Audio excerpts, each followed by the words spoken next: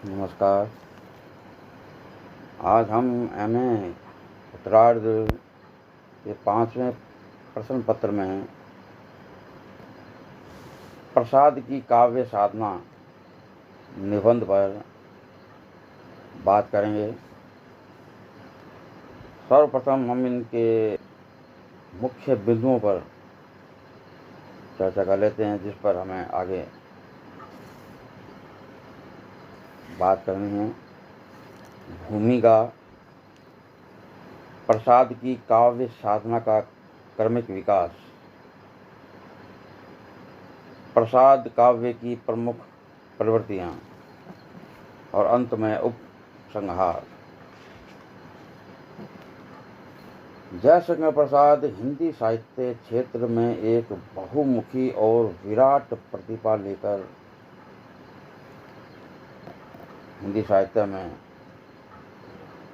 पदार्पण किया था, जहां एक ओर उनके व्यक्तित्व में कवि, नाटककार, उपन्यासकार, कहानीकार, निबंध लेखक आदि सभी के रूपों का समाहरण हमें मिलता है, वहीं दूसरी ओर साहित्य की इस विभिन्न धाराओं की चरम परिणति भी उनमें देखने को मिलती है। इसका कहने का अर्थ यह है कि उन्होंने जहां अपनी बहुमुखी प्रतिभा के बल पर हिंदी साहित्य की कई विधाओं का सृजन किया, वहां अपनी विराट प्रतिभा के योग से इन सभी विधाओं को चरम उत्कर्ष प्रदान किया। चाहे कहानी, उनका कवि रूप उनकी समस्त कृतियों के अंदर में झलकता है। वैसे तो वे मूलतः कवि थे और इसलिए वे साहित्य के किसी क्षेत्र में भी कवि के आवरण को उतारकर अलग नहीं कर पाए। हर विधा के लेखन में उनका कवि हृदय सबसे ऊंचे चढ़कर बोला है। यहाँ पर उनके इसी कवि रूप का विश्लेषण ही हमारा प्रमुख आधार है। किंतु उनके काव्य पर विचार करने से पहले उनके युग तथा उनकी मानसिक प्रवृत्ति का विहंगम दृष्टिपात कर लेना भी आवश्यक है। अधिकांश आलोचकों ने छायावाद के परिवर्तन का श्रेय प्रसाद को ही दिया है। जिस समय प्रसाद साहित्य क्षेत्र में अवतरित हुए, उस समय द्विवेदी युग अपने पूर्ण उत्कर्ष स्थिति में था। द्विवेदी युग वस्तुतः सुधारवादी युग था। इस युग में नैतिकता पर बहुत अधिक बल दिया जा रहा था। सभी प्रकार के साहित्य में सुधार की भावना प्रबल हो रही थी। द्विवेदी जी ने श्रृंगारी साहित्य के प्रणय पर कड़ा बंधन लगा दिया था। उन्होंने कविता के द्वारा अपने हृदय को शालीन अभिव्यक्ति प्रदान की और अपनी अभूतपूर्व कल्पना के बल पर अत्यंत उत्कृष्ट कोटि के काव्य की रचना की। जब हम प्रसाद में व्यक्तित्व के प्रति बहुत अधिक आग्रह पाते हैं, तो इस जिज्ञासा का उठना आवश्यक है कि जब वे इतने घोर व्यक्तिवादी थे तो समाज विरोधी क्यों न बन सके। क्योंकि प्राय यह देखा जाता है कि जहाँ कवि आत्मकथन में लीन हो जाता है, वहाँ वह समाज की चिंता नहीं करता और इस प्रकार उसकी लेखनी से बहुत सी ऐसी बातें भी निकल आती है जो समाज की मर्यादाओं का अतिक्रमण करने वाली होती है। वस्तुतः प्रसाद के साथ एक बात यह भी है, उन्होंने अपने काव्य में व्यक्तित्वता को वहीं तक प्रश्रय दिया है जहाँ तक वह असामाजिक नहीं हो पाती। प्रसाद के बारे में गणपति चंद्रगुप्त लिखते हैं कि जीवन के प्रथम प्रभात में ही अन्न प्रसन्न संस्कार बेला में अनेक रंग बिरंगी वस्तुओं में से केवल एक सादी लेखनी को उठाकर ही उन्होंने भावी रूप का स्पष्ट संकेत कर दिया था। 9 वर्ष की अवस्था में ही उन्होंने कलाधर उपनाम से अत्यंत सरल और मनोहर छंद की रचना की। 17 वर्ष की आयु में उनकी रचनाएं पत्र पत्रिकाओं में प्रकाशित होने लगी। थोड़े ही दिनों के पश्चात कलाधर की ज्योति इंदु की किरणों के माध्यम से चारों ओर छिटकने लगी। इंदु में प्रकाशित रचनाएं आगे चलकर चित्राधार और कानन कुसुम के रूप में प्रकट हुई।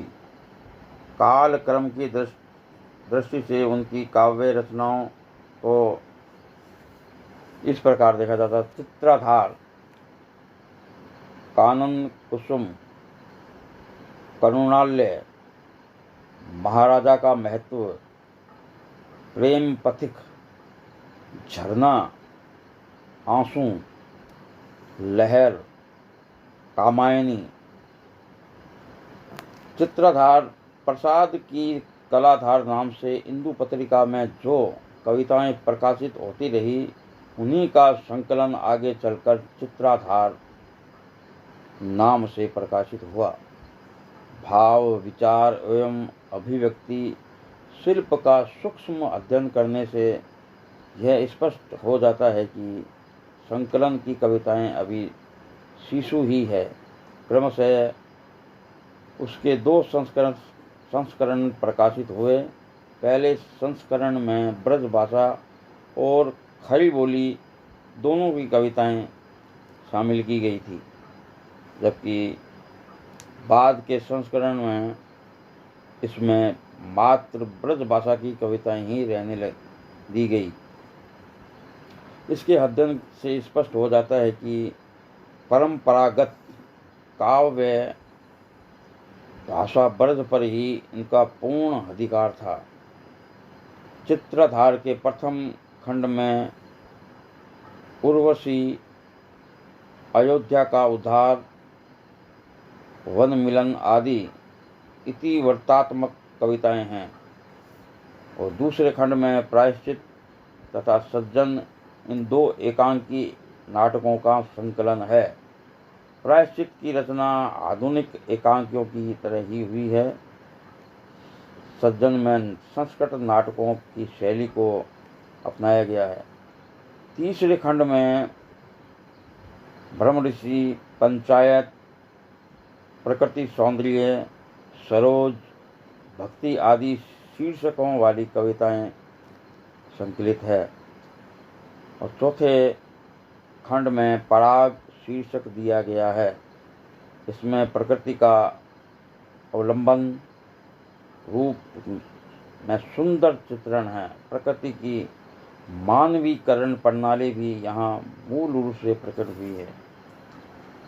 कानन कुसुम प्रसाद की सन 1912 से 17 के बीच रचित कविताओं का संकलन है।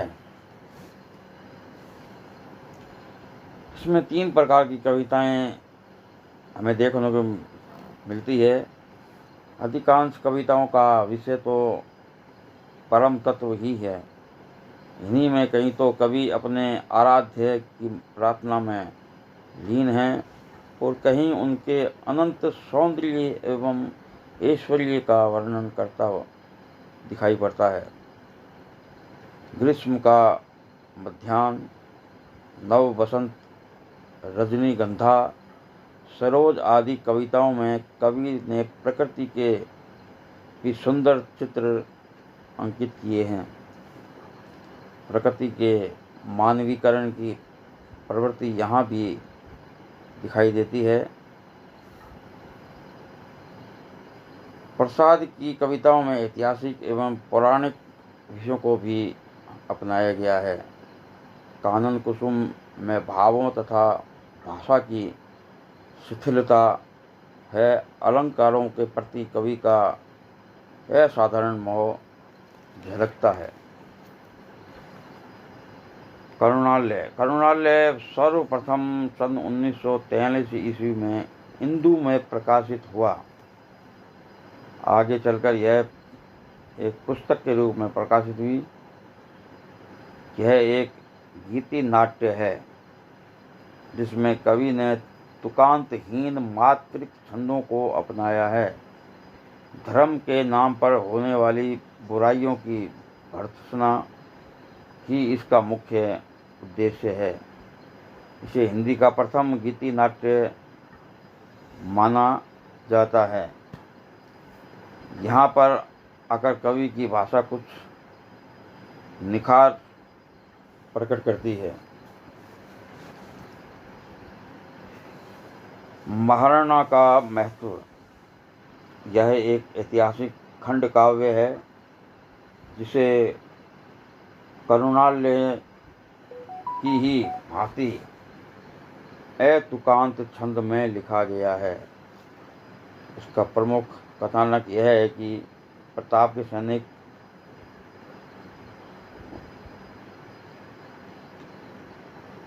अकबर के सेनापति अब्दुल रहीम खान खाना की पत्नी को बंदी बना लेते हैं, लेकिन प्रताप बड़े आदर और सम्मान के साथ उनकी पत्नी को वापस भेज देते हैं।